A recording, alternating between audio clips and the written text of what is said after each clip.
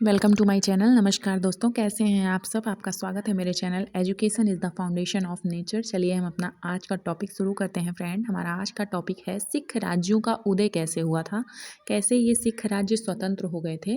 तो इसमें हमको दो नाम पढ़ना है, एक रणजीत सिंह और जो दिलीप सिंह है उनका बेटा था। इस दो नाम से ही क्वेश्चन एग्जाम में ज़्यादातर पूछे जाते हैं और एक क्वेश्चन बंदा बहादुर से पूछता है। चलिए देखते हैं क्या लिखा है। सिखों के प्रथम गुरु जो थे वो गुरु नानक देव थे। इनको ये लोग सिखों का प्रथम गुरु मानते हैं। गुरु नानक जी जो है वो जाति पर कठोर आघात करते थे, जाति व्यवस्था से वो नफरत करते थे और होनी भी चाहिए। सिखों के जो 10वें गुरु थे वो गुरु गोविंद सिंह थे। गुरु गोविंद सिंह के बाद जो है ये लोग गुरु ग्रंथ साहब को ही ये लोग अपना गुरु मानने लगे। और गुरु गोविंद सिंह से बंदा बहादुर, जिसे लक्ष्मण देव जिनका नाम था, बाद में इन्हें बंदा बहादुर कहा गया। इनकी मुलाकात होती है। माधवदास वैरागी बंदा बहादुर जो थे इन्हें गुरु के बंदे कहा जाता है। ठीक है।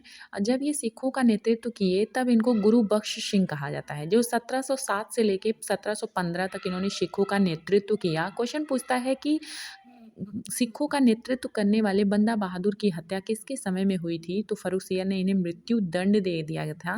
1716 में गुरदासपुर का युद्ध होता है मुगलों के साथ। जब मुगलों के साथ युद्ध होता है तो इसमें सिख हार जाते हैं और मुगल जीत जाते हैं। उसके बाद फर्रुखसियर ये फरमान जारी करता है कि इनको बंदा बहादुर को मृत्यु दंड दे दिया जाएगा।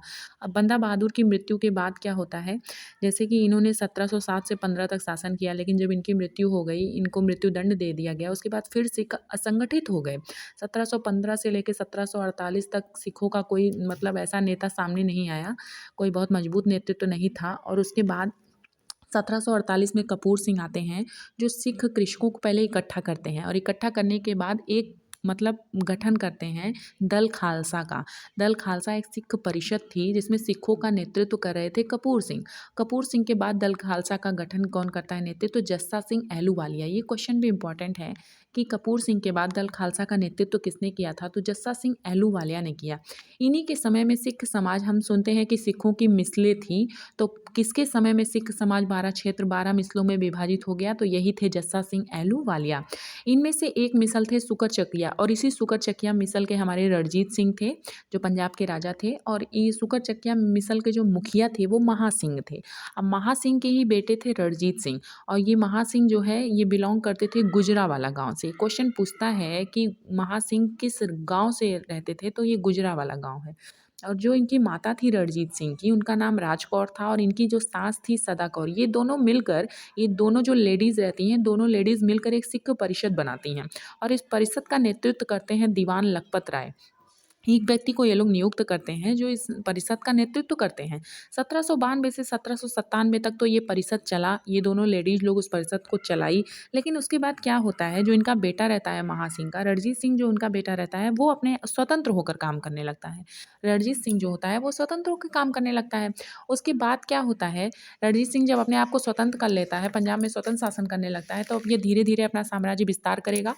और जब ये अपना साम्राज्य विस्तार करने लगेगा तो अंग्रेज़ों की नज़र इसकी ओर पड़ेगी। अब अफ़गान ज़मान शाह कौन था, तो ये जो ज़मान शाह था वो हम अहमद शाह अब्दाली का नाम पढ़े हैं, जिसने हमारे देश पर आक्रमण किया है कई बार, उसी का पोता था। 1798 में ये आता है, और ये जब आता है पंजाब पे रणजीत सिंह का शासन रहता है। तो ये पंजाब विजय के लिए लाहौर को पहले जीत लेता है। उसके बाद उसी समय जिस समय ये लाहौर को जीतता है, उस समय काबुल में विद्रोह हुआ। तो ये लाहौर के आगे नहीं बढ़ता है बल्कि काबुल वापस जाता है। अब वापस जाते समय क्या होता है कि चिनाब नदी के दलदल में इसकी 12 तोपें फंस जाती हैं। अब ये अपने तोपों को छोड़कर भी नहीं जा सकता।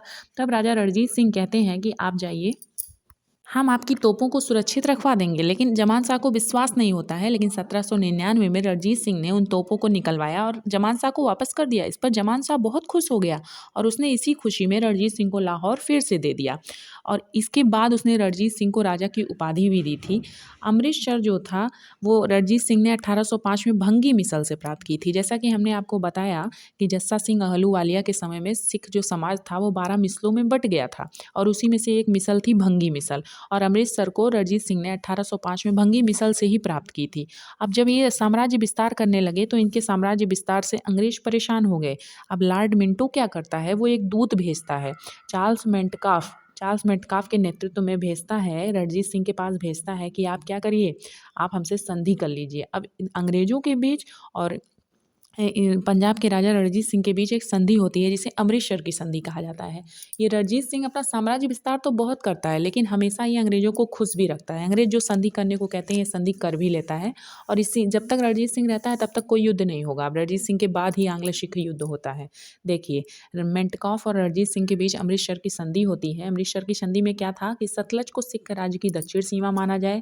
सतलज के दक्षिण पूर्व राज्य अंग्रेज सिख राज्य कहलाए। मतलब अंग्रेज जो हैं वो अपना आधिपत्य इधर उधर जमा लेते हैं। उसके बाद क्या है, जब रणजीत सिंह अपना साम्राज्य विस्तार करने लगा तो पूरब में तो अंग्रेजों ने रणजीत सिंह को रोक दिया। अब लेकिन ये अपना पश्चिम में साम्राज्य विस्तार करने लगा। कैसे?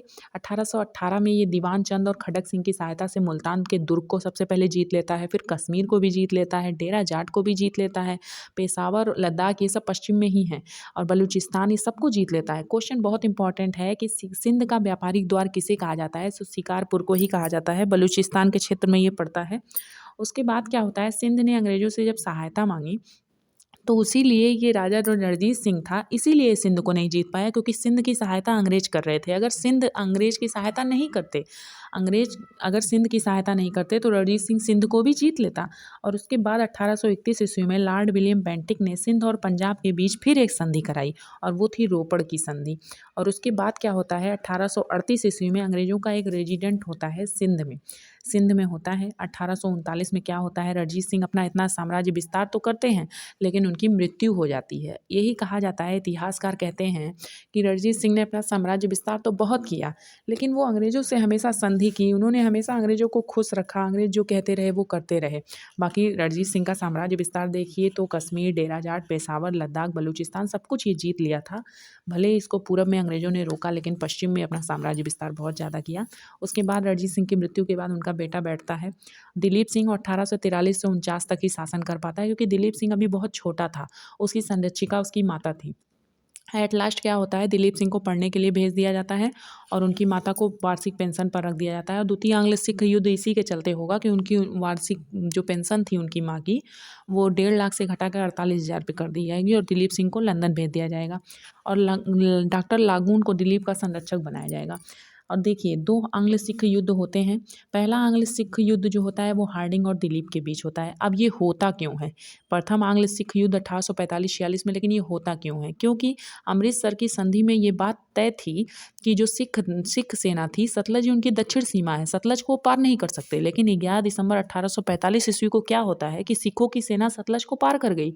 अब उसके बाद लॉर्ड हार्डिंग जो था वो सिख सेनापति ह्यूगफ जो था, और लाल सिंह और तेज सिंह ये कौन थे? ये दिलीप सिंह के मंत्री थे, लेकिन ये दोनों धोखा करते हैं। अब इसी धोखे की वजह से ही अंग्रेज जीत जाते हैं।